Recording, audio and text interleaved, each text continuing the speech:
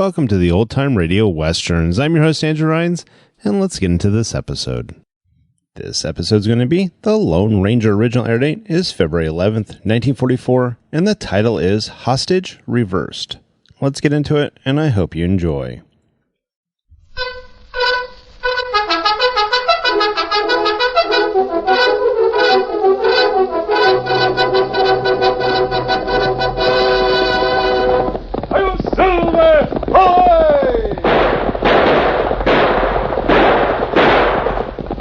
Horse with the speed of light, a cloud of dust, and a hearty hi-yo Silver, the Lone Ranger.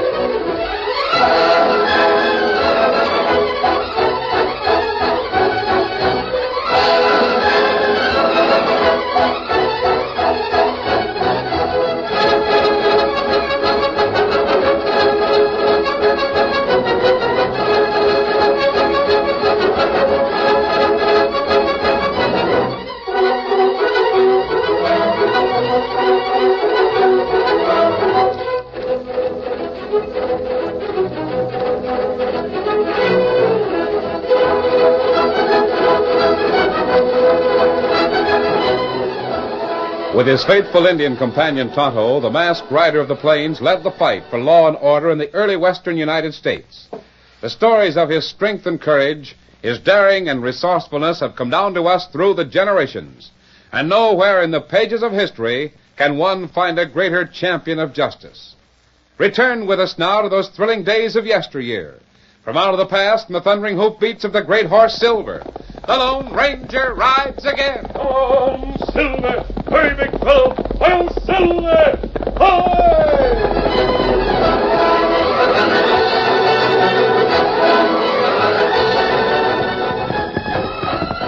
The Lone Ranger and Tonto came to the crest of a hill and looked down on a strange scene in the valley. Oh, Silver, oh boy, easy. Indians. Tonto, look at all those wigwams. Me see 'em. Them Cheyenne, Sioux. At least one band of Sioux. Why are they camped here? Plenty snow falling. Maybe Indian wait till snow stop. There's something strange about that camp, Tonto. I can't make out what it is, but Me have the same feeling. Something strange about camp. Something plenty strange. Wigwams are all in order. The usual number of dogs about the place. Horses. Tonto, notice the horses. Them same like all other Indian pony. Nothing different about 'em. The number of them. So few. Oh, that's right. No tracks in the snow to show that anyone has left the camp. Me see track of 2 horse. Yes, just 2, heading west. Tonto, General Hancock and a company of the 7th Cavalry is somewhere west of here. That's right. Wonder if those 2 Indians are scouting the cavalry.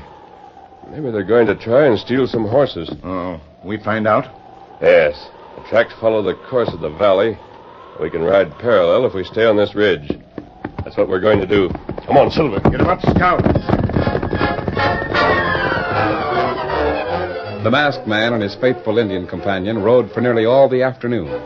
Then they saw 2 Indians on ponies following the back trail to the east. They're the braves we've been following, Tonto. Don't you think so? That's right. We'll shove on and see where those redskins went before they turned back. Been altogether too much trouble with the Cheyennes and the Sioux. Maybe Hancock doesn't know they're in the vicinity. Maybe it's a good idea we warn them. General Hancock's camp had been hard hit by the snow and the cold. The general had hoped for a meeting with the Indians, but there'd been one delay after another. The horses had to be given double rations of oats in the cold weather. They had to be prodded frequently to keep them moving during the night so they wouldn't freeze. 8 inches of snow around the camp made going hard and the tempers short. When General Hancock was summoned from his tent, he was angry. When he saw the thin little man in the custody of a guard and the huge, bright red circus wagon, he fairly exploded. Why was I called? What's the matter with the captain and the guard? Who are you? What in the world is that wagon? It's his, sir. My name is Tweed. Tweed? Stop shaking. I'm not going to eat you. As far as we know, General Hancock, those Redskins haven't any rifles. The boys saw this man heading toward the Indian camp. They thought he might be running firearms. Oh, no. I'm afraid of Indians. Want no dealing with them. What's that wagon? It's mine. It was in a circus. Went broke. I bought it cheap. Have you examined it? Yes, sir. It's filled with bottles, like this one. Liquor? Are you selling liquor to Indians? Oh, no. It isn't liquor. It's labeled Tiger Tonic, sir. Tiger Tonic? That's all. So help me, sir. That's all. It's my own concoction. Guaranteed to cure what ails you. Cures fever, rheumatism, lumbago, colds in the head. That's enough. I don't want any trouble, sir. I got lost in the storm, that's all. I'm trying to find a settlement.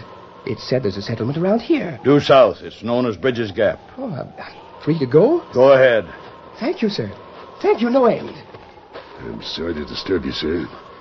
I thought you might want to question him at length. You made certain he wasn't carrying rifles? Yes, sir. Get up! Come on! Poor little fella. He was frightened out of a year's growth. Yes, sir. General Hancock, one of those men is masked. What next? I can handle this, sir, if you want to return to your tent. No, I'll wait. Maybe it's further word from the Indians. Oh, Silver, General Hancock. That where you are. Very well, guard. Will you hand this silver bullet to the general? What's that? A silver bullet? Yes. General Custer knows me. Oh, Custer's told me about you. Dismount. I want to talk to you. Steady, big fella. Thank you, General Hancock. Come into my tent. Guard, I'll send an orderly to take care of the horses. Yes, sir. Is that Indian's name Tonto? General Custer has told you about us. His name is Tonto. Me stay at horses. Oh, yeah, as you choose. We were in the vicinity, some distance east of here, and we saw a camp of Cheyenne and a few Sioux. Yes, they broke from a reservation. We noticed the two of them left the camp heading this way, so we followed the trail. Did they come here? Yes, I talked to them. They were messengers of news of further delay. Delay? Here's my tent. Step inside. Thank you. We're trying to get these Indians back to the reservation peaceably. They sent word that they wanted to talk things over, and I agreed. Since then, there have been many delays. First one thing, then another, and then this storm. A little while ago, they sent word that they couldn't meet us until they'd replenished their food supply. They've gone to hunt buffalo from a herd they sighted near their camp. I see. If I approach their camp against their instructions, there'll be trouble. I don't want that. The reason I came here was because I thought those scouts might be plotting to steal your horses. The Indians had surprisingly few horses in proportion to the number of wigwams. That's odd. Few horses, you say? Yes. They had plenty of horses when they left the reservation. Oh, of course, there are few horses. They're hunting the buffalo. No, they're not. The messengers didn't tell you the truth. There was one heavy snowfall, no more. The Indians had gone hunting. They would be tracked from the camp. None of them, except the two messengers, left camp since the snowfall. That's food for thought. I wonder if those messengers came here only to study the possibility of stealing rifles. They have no rifles? They didn't have. I'm hoping a gun runner doesn't get to them. We're trying to keep a sharp watch and nearly frightened the life out of a little medicine salesman. We saw a man leave with an old red circus wagon. His name is Tweed. He has a wagon that used to carry a tiger. Peddles some stuff he calls Tiger Tonic. I sent him to the settlement at Bridges Gap. Well, that's where Todd and I are going. We want to see some friends there. Well, we'll be on our way. Thank you for coming. Those redskins seem to be stalling for time. Lying to do it. I wonder why. The next morning at Bridges Gap, the wind blew fresh and chill from the west. The sun rose swiftly, exposing a vast expanse of snow-covered valley beyond the stockade. Innumerable wagons, some empty, and some still heavily loaded with lumber and building supplies, were drawn close to the scene of labor. Hammers rang on the crisp air as both men and women pitched in to make a settlement in the wilderness. Sam Bailey, the leader of the settlers, paused in his work as a young woman stepped to his side. Well, today's the day, Sam. Jim should get back before sundown. Yeah, that's right, Jane. But don't you be too disappointed if he don't make it. Snow might hold him back some. Oh, Jim will make it. He said he would. Well, then I reckon he will. Jim knows his wife and young'un are waiting for him. Something coming from the north. Oh, maybe it's Jim. Come on, we'll go and have a look. Hey, Sam. What thunder do you call that? Sam, what? Look at that wagon. Great day. It looks like a house on wheels and painted red. Sam, it's a circus wagon. Coming fast, too. Look at the horses travel. Well, where's the driver? Oh, inside. The reins go through that little window, see? Oh, yes. Well, Sam, it isn't a circus. The wagon has a sign on it. Some kind of tonic. Tiger tonic, that's it. I let it in, boys, but hold your rifles ready. You don't know what might be inside that rig. You better stand back a piece, Jane.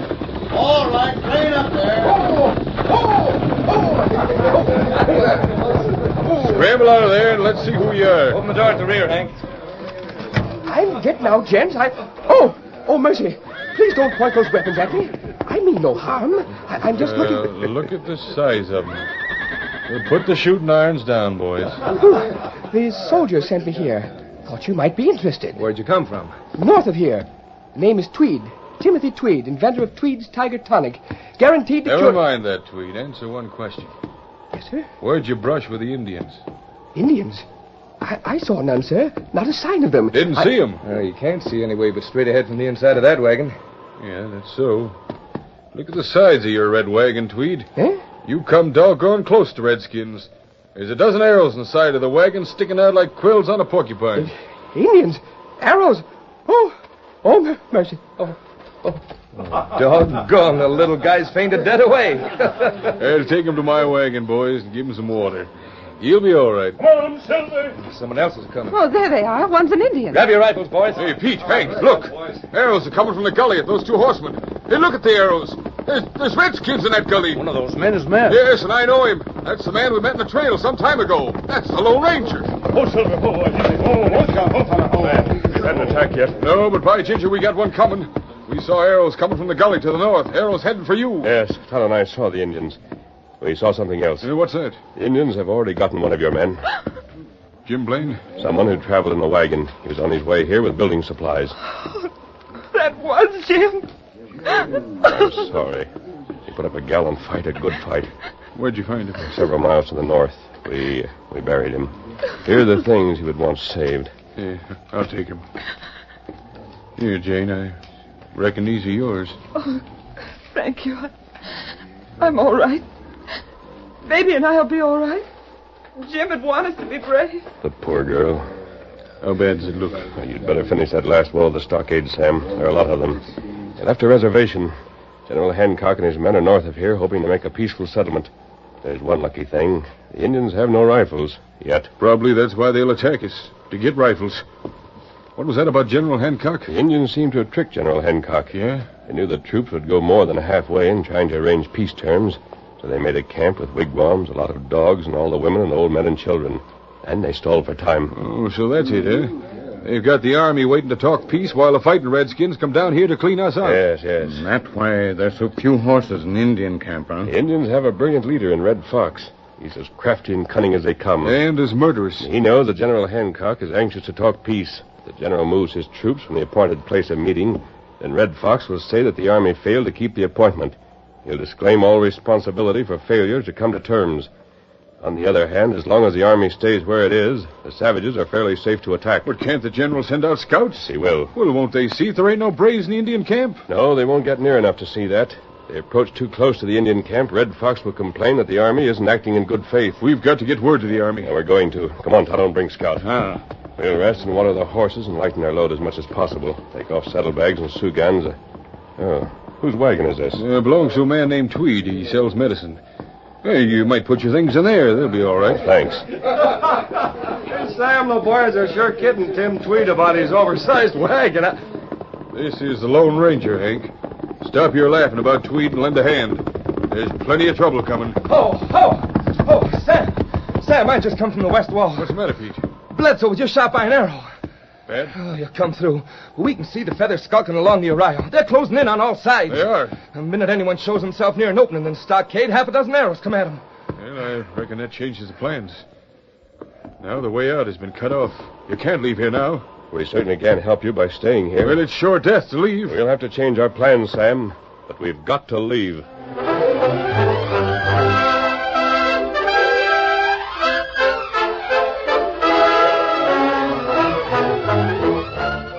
curtain falls on the first act of our Lone Ranger story.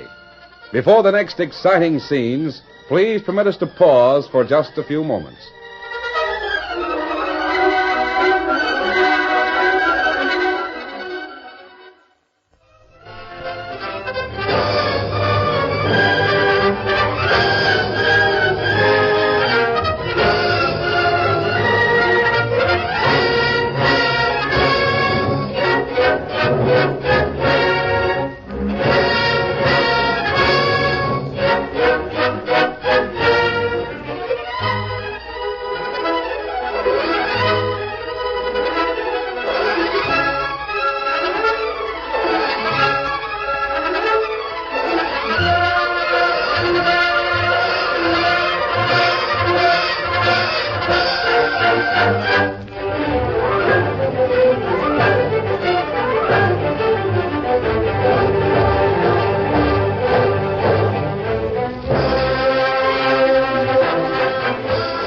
Now, to continue our story. Pioneers in their partly finished stockade knew it was but a matter of time when the Indians surrounding them would begin the attack. It was already too late for the Lone Ranger and Tonto to attempt a bold dash in the hope of getting past the savage Cheyennes to ride for General Hancock's men. While the masked man and the Indian made plans, Sam Goff approached the men who toiled frantically to get the last section of the stockade finished. Now I'll heist this timber. Here, boys, give me a hand. Yeah, I can help too. Now, don't stand in the opening. Those critters don't miss a chance. Sam, look out. Yeah, that was a close one. Arrow struck right into the timber. Ornery critters, if only. All together, boys. Up she goes. A little more. Jack, heist that end. That does it. That's it. I'll straighten her up and pack the dirt in the hole. You two lash his timber to the next one to it. I want to talk to Sam for a minute. Sam, we're licked before we start. You know that, don't you? Lone Ranger won't admit it. Well, I've been watching. Ain't a chance in the world for a horseman to get past those redskins. He'd start shooting arrows the minute he left the stockade. They'd have time to get 100 of them off before he got close to them. I know it. And the closer he gets, the more sure they'd be of getting him. He's still figuring on making a dash for it. And he figures to. It's suicide. Well, the Lone Ranger and Tonto have a plan of some sort. I don't know what it is. Here comes Jane. Why is she dressed for riding? Oh, poor kid. I reckon she's so broke up about Jim she don't know what she's doing. Yeah, poor kid. Jane, where you going? Sam, I'm going out. Out where? I have a plan. I'm going to ride straight toward those Indians. I don't think they'll shoot at me if they see me coming with my hand raised. Jane, that's suicide. I'm going to. When I get close to him, I'll suddenly spur my horse, and maybe I can get past. Then I'll ride to General Hancock. Now, Jane, you're in line with the open section of the stockade. Get to one side. Look out! Jane. Jane, you're hit. Yeah, this way. Hey, Doc, come here, fast. I got the blow that fired that arrow. I'm not hurt badly. Concerned varmints. Arrow just grazed my arm. I'm all right, Sam. Don't waste time with me. Now you know how much chance you'd have against those redskins. They'd shoot anyone they can see. They don't care if it's a man or a woman. And they'll shoot the Lone Ranger. Jane, let me see that wound. It's all right, Doc. I can fix it myself. Sam, you better go over to the corner where your masked friend is. What's he doing? He said he and Tonto were going to fix some plan to get past the redskins. He's doing things to Tweed's wagon. You better go see him.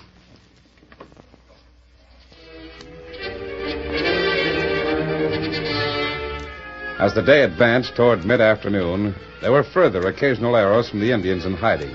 Not many, but enough to show the hopelessness of leaving the stockade on any side. Put Hank right here on this blanket. He's weak from the surgery that was necessary to get the arrow out of his side. He'll be all right.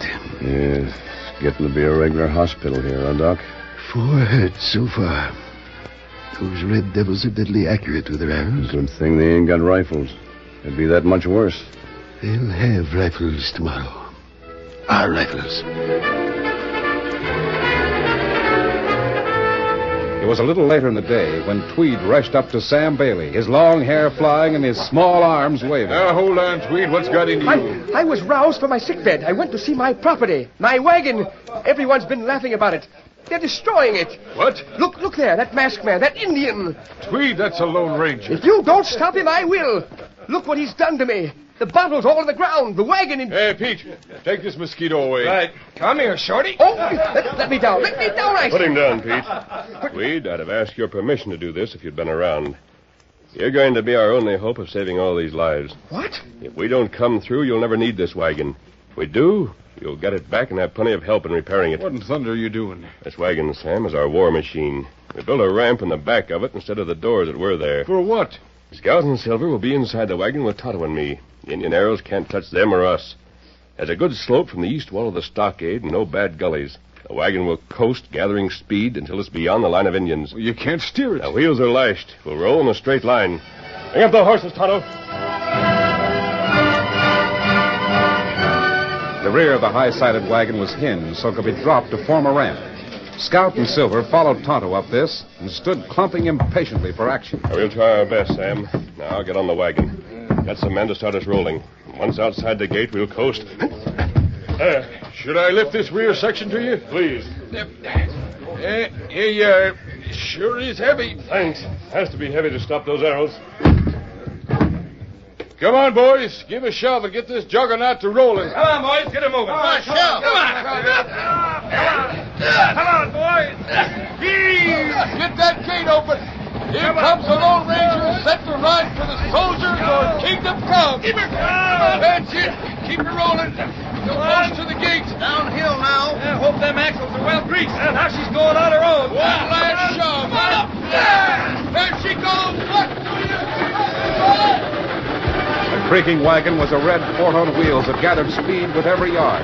The Lone Ranger and Tonto kept one hand on their nervous horses while they peered through the cracks between the boards. Steady, Silver. It's all right, big fellow. It's a new experience for you, isn't it? Shrill barks and yips of surprise came from the savages. Their arrows struck like hail against the board. We're almost on them, Tonto. Indian runs aside. Get out of the way. Hang on. There's a shallow ditch. Watch out for Scout. You got him. Steady, Scout. Steady, fella. We're past the ditch. Indians are back of us now. Come in. Run for horse. They can't reach our horses in time. We're going to make it, Tonto. Get ready to drop the ramp. Be ready. There's the boy. Hold it till I give the word. I'll try the brakes and then we'll drop it.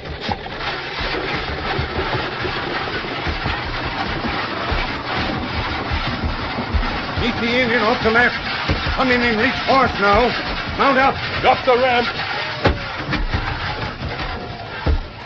That's it. Indian, come now. Come on, Silver. Now you can travel. You got Scout. Be ready now. Then show those redskins some dust. Steady, big fella. Come on, Silver. Get off. Scout. Silver!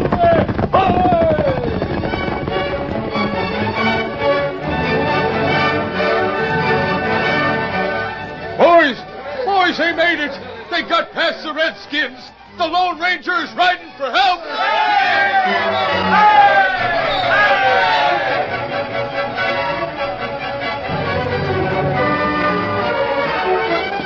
After the thrilling escape of the Lone Ranger, the pioneers inside the stockade settled to watchful waiting. The afternoon waned and the sun sank out of sight. Night came, and with it, darkness that enabled the Indians to sneak in close while the nerves of the guards were tense. Sam, what was that? Same as before, Jane. Guards are firing at anything. Half the time, it's just their imagination. Oh, the Indians will close in on us. Yeah, they're doing it this minute, Jane. But they're keeping hid. Do you think the Lone Ranger will make it in time? Yeah, the last we saw of him, he was sure traveling fast. But he might have been wounded. Tonto was well.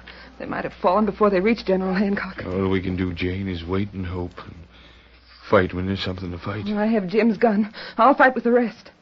Your arm bothering you much? No, not very much. Sam, Huh? Quiet. I thought I heard something. Where? Just beyond the stockade. Right beyond this part of it. Can't see through here. The timbers are set too close. What did it sound like? Just a soft crunching. Like something walking on snow. The guard should be able to see if any of the redskins come close. Hey, Sam. Loomis was just found. Loomis? Guard in this section had a knife in his heart. Those critters can skulk close without more noise than his shadow. I'll take Loomis's place. Sam, Pete! Battering ram, right there. Jane, get away from here. I'll fire and fight with any of you. Those timbers won't hold. Well, maybe this'll stop them. Stop it, Pete. Your bullets won't go through these timbers. But that battering ram will. Watch the corner. They're scaling the outside. Some of you boys come over here. They're coming through with the battering ram. Oh, there goes the wall. Let them have it.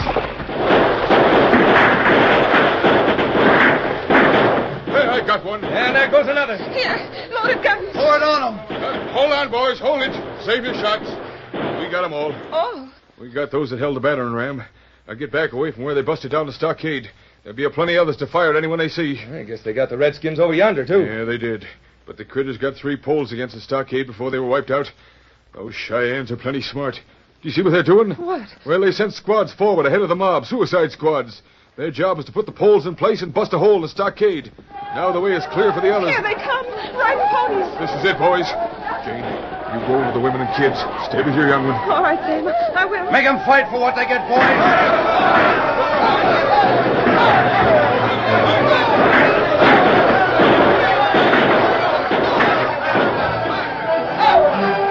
The savages charged forward. While some poured through the opening, others scrambled up the poles and dropped inside the stockade with tomahawks and war clubs swinging wildly.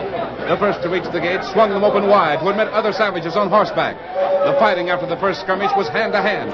Bitter fighting where no quarter was given, no quarter asked. Men fell wounded and rose to fight again.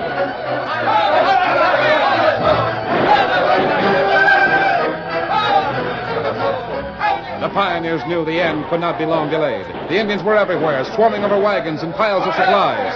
The looting would come when the last pioneer was dead. But then, above the din of battle, came the sound of a bugle. An army bugle sounding the attack.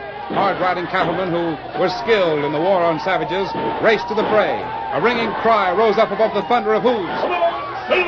Fight, boys! Now we'll get help! The Lone Rangers come with the army!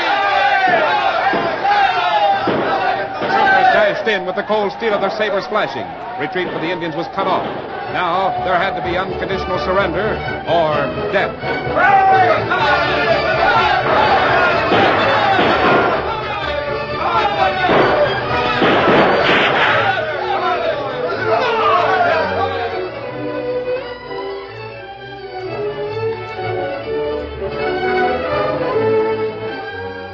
My men will clear the stockade before they leave. By Ginger, General Hancock, we sure would have been done for if you hadn't arrived when you did. I'm quite sure that now, when we take our prisoners back to their people, we'll have a few strong bargaining points when we discuss terms of peace.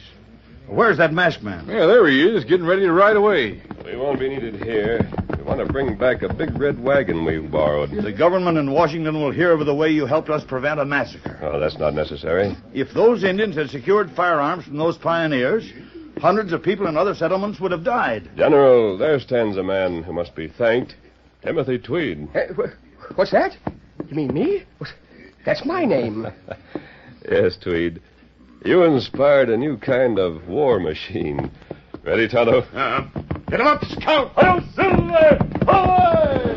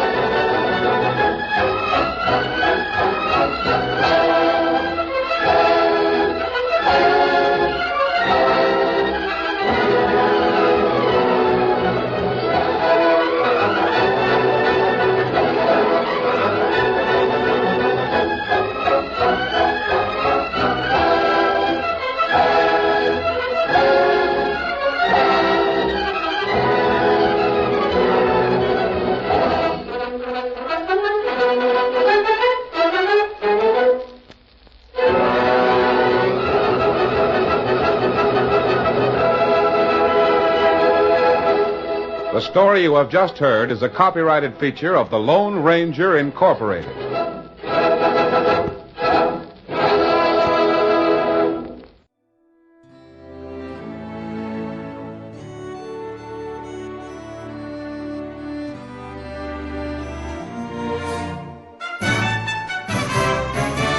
This has been a presentation of OTRWesterns.com, and we hope you enjoyed. Please take some time to like and rate our shows in your favorite podcast application.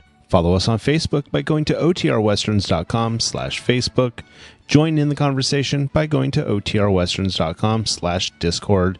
And don't forget to send us an email, podcast@otrwesterns.com. This episode is copyright under the attribution, non-commercial, share alike copyright. For more information, go to otrwesterns.com/copyright. Have a great day, and again, thanks for listening.